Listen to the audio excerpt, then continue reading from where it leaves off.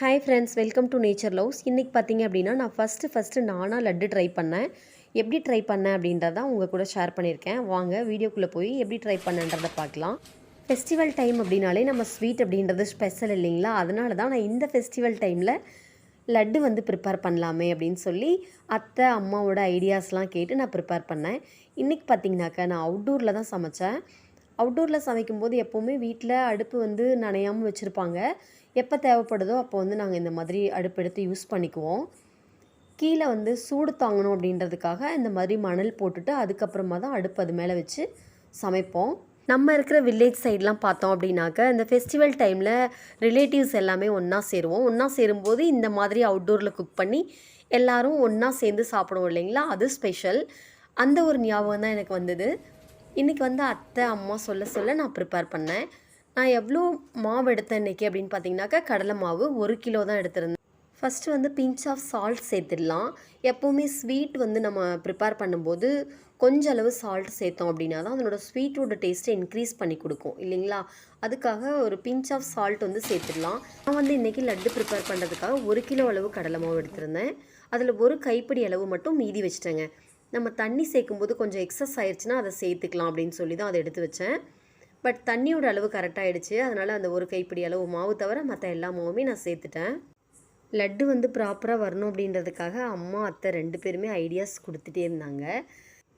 மாவில் தண்ணி சேர்க்கும்போது பார்த்திங்கனாக்கா அதிகமாக கொட்டிடக்கூடாது தண்ணியை. கன்சிஸ்டன்சி கரெக்டாக வர அளவுக்கு நம்ம கொஞ்சம் கொஞ்சமாக தண்ணி சேர்த்து கலந்து விட்டுக்கணும். கரெக்டான கன்சிஸ்டன்சி வந்த அப்புறமா நிறுத்திடணுங்க. இப்போ வந்து நான் தண்ணி சேர்த்து கலந்துட்டேன். இந்த அளவு கன்சிஸ்டன்சி வரணும். வந்துச்சுன்னா வந்து பூந்தி அழகாக வருங்க. அதுக்காக தான் இப்போ மாவு கலந்து முடிச்சாச்சு. அடுத்து இரும்பு வடை சட்டி வச்சு அடுப்பு பற்ற வச்சிடலாம். பாட்டி அம்மா எல்லாருமே இந்த இரும்பு வடை சட்டி வச்சு தான் பலகாரம் செய்வாங்க ஃபெஸ்டிவல் டைமிங்கில். இதில் என்ன ஸ்பெஷல் அப்படின்னு பார்த்தீங்கன்னாக்கா இரும்பு வடை சட்டி அப்படின்றதுனால வெயிட் அதிகமாக இருக்கும். நம்ம சமைக்கும்போது கீழே சீக்கிரமாக சாஞ்சிடாதுங்க. இப்போ ஈய வடை சட்டியெல்லாம் பார்த்திங்கன்னா மெலிசாக இருக்கும், கீழே சாயிற மாதிரி இருக்கும். பட் இதில் அப்படி சாயறதுக்கான சான்ஸ் இல்லைங்க. இப்போ வடை சட்டி நல்லா காஞ்சிருச்சு. ஆயில் சேர்த்துடலாம். 1 லிட்டர் ஆயில் தான் சேர்த்துருக்கேன். இதுலேயே வந்து 1 கிலோ மாவுமே சுட்டு எடுத்துடலாம். அடுப்பு நல்லா எரியட்டும். நமக்கு தேவையான அளவு தீ வச்சு எரிச்சிக்கலாம். இப்போ பூந்தி வந்து ப்ரிப்பேர் பண்ணிடலாங்க. இது பூந்தி கரண்டி. பூந்தி கரண்டியில் நம்மளோட நார்மல் கரண்டி வச்சு படியை வச்சு தேய்ச்சோம் அப்படின்னாலே பூந்தி வந்து அழகாக விழுந்துருது.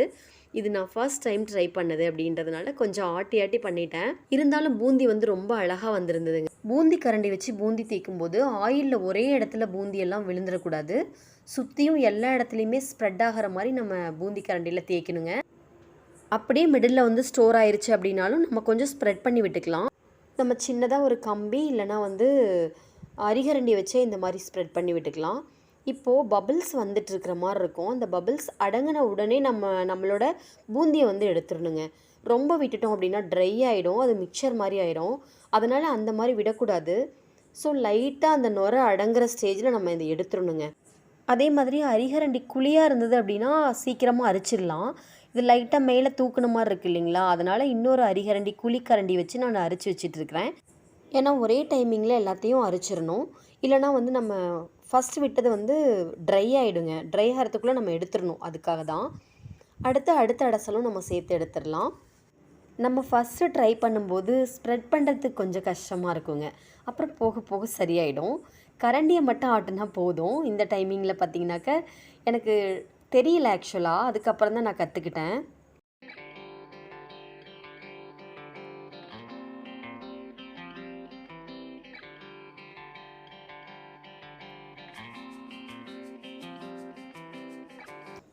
அடுத்து முந்திரி திராட்சை இதெல்லாமே நம்ம இந்த காஞ்ச எண்ணெயிலேயே இந்த மாதிரி விட்டோம் அப்படின்னாக்க பொன்னிறமாயிடும். பொன்னிறமானோடனே முந்திரி எடுத்து வச்சிடலாம். அதே மாதிரி ட்ரை கிரேப்ஸுமே பார்த்திங்கனாக்க இந்த ஆயிலே சேர்த்துடலாம். சேர்த்துட்டோம் அப்படின்னாக்க நல்லா பபிள்ஸாக வந்துடும். அப்போ எடுத்துக்கலாம் நம்ம. அடுத்து ஒரு சிலருக்கு கிராம்பு சேர்க்குறது பிடிக்கும். கிராம்பு வேணும்னா சேர்த்துக்கலாம். நான் வந்து இன்றைக்கி 2 கிராம்பு மட்டும்தான் சேர்த்துருந்தேன். அடுத்து ஏலக்காவை சர்க்கரை கூட சேர்த்து நல்லா பொடியாக்கி சேர்த்துடலாம். இது அப்படியே இருக்கட்டும். குயிக்காக சைட் பை சைடாக நம்ம சர்க்கரை பாகு ரெடி பண்ணிடலாம். அடுத்து சர்க்கரை பார்த்திங்கனாக்கா 1 கிலோ கடலை மாவுக்கு 1 கிலோ சர்க்கரை எடுத்திருக்கேன். சர்க்கரை மூழ்கிற அளவுக்கு தண்ணி சேர்த்து நம்ம வந்து நல்லா காய வச்சுக்கலாம். இந்த பாகு வந்து பார்த்திங்கன்னா கம்பி பதம் வரணுங்க. இந்த கம்பி பதம் வர அளவுக்கு நல்லா இது பண்ணிக்கணும். இந்த பாகு பதத்தை செக் பண்ணுறதுக்காக நான் டம்ளரில் கொஞ்சம் அளவு தண்ணி எடுத்திருக்கேன். அந்த தண்ணியில் நம்ம எடுக்கிற பாகு வந்து கரைஞ்சிருச்சு அப்படின்னா அது பாகு பதம் கிடையாது. தண்ணியில் வந்து நம்ம விடுற பாகு கரையாமல் இருக்கணுங்க. அப்போ வந்து அது கரெக்டான பதம். அந்த பதத்தில் நம்ம அந்த பாகு எடுத்து வச்சுருக்கிற அந்த பூந்தி கூட சேர்த்துடலாம். இப்போது நல்லா பூந்தியை நல்லா மிக்ஸ் பண்ணிக்கணும். அப்போ தான் வந்து நம்ம சேர்த்துருக்கிற சர்க்கரை பாகும் பூந்தியும் நல்லா மிக்ஸ் ஆகுங்க. இது வந்து மொட்டு மொட்டாக இருக்கிறது நல்லா உடையிற அளவுக்கு நல்லா கிளறி விட்டுக்கணும். பூந்தி நல்லா உடஞ்சி சர்க்கரை பாகு கூட நல்லா மிக்ஸ் ஆகணுங்க. அப்போ தான் டேஸ்ட் நல்லாயிருக்கும். கம்மியான அளவு பூந்தி லட்டு செய்யும்போது பார்த்திங்கனாக்கா இந்த பூந்தியை லைட்டாக மிக்சியில் போட்டு அரைச்சி சேர்த்துட்டோன்னா கூட நல்ல டேஸ்ட் வந்துடுங்க. இது வந்து அதிக அளவு அப்படின்றதுனால நம்ம இந்த மாதிரி ஒரு கம்பு வச்சு நல்லா கிளறி விட்டுக்குவோம். எந்த அளவுக்கு மிக்ஸ் பண்ணுறோமோ அந்த அளவுக்கு சர்க்கரை பாகோட அளவு பூந்திக்குள்ளே நல்லா இறங்குங்க. அப்போ டேஸ்ட்டு நல்லாயிருக்கும். அதே மாதிரி லட்டு பிடிக்கிறதுக்கும் ஈஸியாக இருக்கும். இப்போ வந்து 1/4 லிட்டர் அளவு நெய் சேர்க்குறேன். நெய் சேர்த்தா தான் லட்டு வந்து ரொம்ப மணமாக இருக்கும், டேஸ்ட்டாகவும் இருக்கும்.